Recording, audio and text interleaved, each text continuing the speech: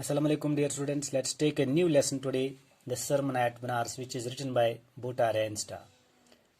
The Sermon at Banaras. The sermon means, dear students, a religious lecture which is given by a religious person, and it's the name of the place, Banaras. It is a city in Uttar Pradesh. Siddhartha Gautama, 506-9 BC, 483 BC. A young prince raised a life of royal ease and protected from the miseries and cruelties of world outside the palace gates, underwent a spiritual transformation that made him the Buddha, the enlightened one. Dear students, this is the period from which he lived his life, 569 to 483 BC, means before Christ. As a prince, he lived a royal life. He protected, he shielded from the miseries and cruelties of the world outside the palace gate. Palace means, dear students, it is a residential house of the king, which is called palace. And there was a spiritual transformation, there was a spiritual change that came in Siddhartha Gautama, and that made him the Buddha. Buddha means the enlightened one. इसमें समझिए spiritual change है, spiritual transformation आई, तो Emmy बनो ये बुद्ध. बुद्ध से इसमें enlightened one. Gautam Buddha उसने ये नाव वर्णित की, इसमें असली नाव वो सो इसमें Siddhartha Gautama. The prince renounced his family, fortune, and kingdom in pursuit of liberation. He was deeply struck by a profound question: how can the sufferings of the world be ended? As he was deeply moved by the plight of people suffering from poverty, sickness, and old age. The prince renounced, gave up his family. He left his family. He left his fortune. He left his kingdom. Kingdom means the area over which he ruled. Why? In pursuit of liberation. Liberation from means miseries, liberation from means sufferings, cruelties of the world. He was deeply struck by a profound question. A profound question came into his mind. How can the sufferings of the world be ended? He wanted to end the sufferings and miseries of the world. That is why this question came into his mind. Because he was deeply moved by the plight of the people suffering from poverty, sickness, and old age. Who was deeply moved? Siddhartha Gautama was deeply moved by the by the bad condition of people who are suffering from poverty, who are suffering from sickness, who are suffering from old age. He became a wandering ascetic, practiced yogic disciplines and meditation. Dear students, wandering ascetic, first I am going to clear you, means ascetic. He does not allow himself enjoying the physical pleasure. He practiced yogic disciplines, meditations. He also practiced severe forms of asceticism, severe forms of self-discipline. And he reached to the point of death. Who reached? Siddhartha Gautama. How? By starvation. It is because of starvation that he did not eat for so many days, or we can say weeks. That is why he reached to the point of death. But all in vain. But he did not get success. It went waste. His meditation, his discipline, yogic disciplines, that went waste. वो इमस गई ने इस कामयाबी हासिल की, इसे यत्सान ओस, सो गई सोरे इमस जाय, इस मेहनत करे मत Qatar. Finally, he sat under a Bodhi tree. In the end, he sat under a Bodhi tree. It's the name of the tree. Determined not to rise from meditation. He was determined not to rise from meditation, means deep thinking, unless he found answer to his question. Yamun is calls me at Savalas Jawab Mil Tiscals Watnabim Kim Quiltal Thud from that tree. Buddha's main objective was to eliminate human suffering. Whose main objective? Buddha's main objective. What was his main objective? To eliminate human suffering, to eliminate human sorrows, to eliminate human pains. Human suffering कैसे कर खत्म दुनिया में main objective से है. That was his main objective. That was his main goal. That was his main purpose. His fourth noble truths are key to eliminate all human agony. Agony means also suffering, pain. यम सिंध की four noble truths is यम सिंध यसाओं से eliminate खत्म करन. End. Eliminate means to end of all human agony, suffering. The first noble truth says that life is full of suffering and pain. His first noble truth that life is full of suffering and pain. You see, zindagi chi asa taklifo se, dukho se bharit. The second noble truth is that pain is caused by human desires and ambition. And what is the reason of suffering and pain? That is the human desires and ambitions. Yasa chi insani khwahishat. Mis khwahishat imay so ziriya so imay so wajah even suffering and the pain taklif dukh. The third noble truth says that liberation from pain and suffering is possible. It is possible that we can liberate ourselves from pain, from sufferings, from miseries, from sorrows. And the fourth noble truth says how to attain this liberation, how to get this liberation. Is koi liberation imonish from pain, from suffering, how to attain, how to get. It describes the noble eightfold path leading to nirvana, state of perfect bliss. First, I am going to clear you what means eightfold path. The Buddhist teaching of attaining nirvana through rightness of belief, resolve, speech, action, livelihood, effort, thought and meditation. Thought and meditation. A state of perfect bliss means a state of perfect happiness. This sermon is a reflection of Buddha's teaching. The sermon that he had given where? At the city of Benares. It reflects his teachings. And his teachings has still valued for us. Gautam Buddha began life as a prince named Siddhartha Gautama in North India.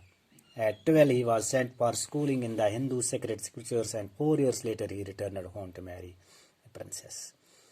Gautam Buddha began life as a prince. He was a prince. Prince means your Shahzad. And Siddhartha Gautama was his real name. Isli now was Miss Siddhartha Gautama. The path put banaya Gautam Buddha, that you will come to know, dear students, when we go ahead. And in northern India means he lived in northern India. He was born in northern India. Who? Siddhartha Gautama. At 12 he was sent away for schooling in the Hindu sacred scriptures, and 4 years later he returned home to marry a prince. When he was at 12 years age, and he was sent away for schooling, where? In the Hindu sacred scriptures means Hindu holy books. Sacred means holy books. And 4 years later he returned home to marry a prince. And you must just know what was the age of that prince when he got married. And he got married at the age of 16. Guys, schooling age bah मगर तम पता आयु चोरी वुहर आयु गर तो core खानदर Amish princess सहित तो तम वक्त क्या अमिस उम्र and he was at the age of 16 when he got married. They had a son and lived for 10 years as befitted royalty. After getting married they had a son and they lived we can say royal life for 10 years as a befitted royalty means as if they were as a members of the royal family. At about the age of 25, the prince heretofore shielded from the sufferings of the world while out hunting chanced upon a sick man, then aged man, then a funeral procession, and finally a monk begging for alms. When he was at the age of 25, who? The prince. Heretofore means before this time. He did not know till this time he did not know the sufferings, he did not know the sorrows, and he shielded, he protected from the sufferings of the world. When he went out for hunting, he met by chance a sick man, then aged man, and then a funeral procession. Yeli shukaras khatar draw. Im samkhya vait achanak. Gorta samkhya is bemar nafar pat bud nafar. But funeral procession. Funeral procession means large number of persons when they carried the dead body. That means funeral procession. And finally a monk begging for alms. Monk means priest who was begging for alms, means food, for money he was begging for. And these were the sights which made him upset, which made him so sad that he at once means immediately became a beggar. Who became a beggar now? Gautam Buddha. Siddhartha Gautama was his real name. He became a beggar and went out into the world seek enlightenment. He left his home to know the cause of human suffering. to understand the cause of human suffering. He left his home to seek enlightenment. Enlightenment, dear students, a state of high spiritual knowledge. That means enlightenment. Concerning with sorrows, concerning with sufferings, concerning with pains that he had witnessed. He wanted to end up these sufferings, of these sorrows, by this enlightenment. He wandered for 7 years and finally sat down under a fig tree where he vowed to stay until enlightenment came. He kept wandering. Who kept wandering for 7 years? Siddhartha Gautama. 7 years. For 7 years he was wandering. Finally he sat down under a fig tree. At last he sat down under a fig tree. Fig tree is one unjur kulis, where he vowed to stay until enlightenment came. Vowed means he made a serious promise. Had the promise that he made not to get up from that tree till he got enlightenment. Enlightenment means wisdom. Enlightenment means a state of high spiritual knowledge. Enlightened after 7 days, he renamed the Bo tree the tree of wisdom. The enlightenment came to him after 7 days, and the tree where he sat down, and he had given this tree a new name, tree of wisdom. The Bo tree means the tree of wisdom, and he began to teach and share his understandings. Now he began to teach and share his understandings to the people. At that point he became known as the Buddha. Now he became known as the Buddha. Or we can say Buddha, and Buddha means awakened one, enlightened one. It means that. Buddhist meaning kya hai? Wise, enlightened, awakened. The Buddha preached his first sermon at the city of Benares. He gave his first sermon. He gave his first religious lecture. Where? At the city of Benares. It is the holy city, most holy city of the dipping place on the river of Ganga. It is near, we can say this holy city is near the Ganga river, and where they dip. Dipping means bathing. They bathing in this river.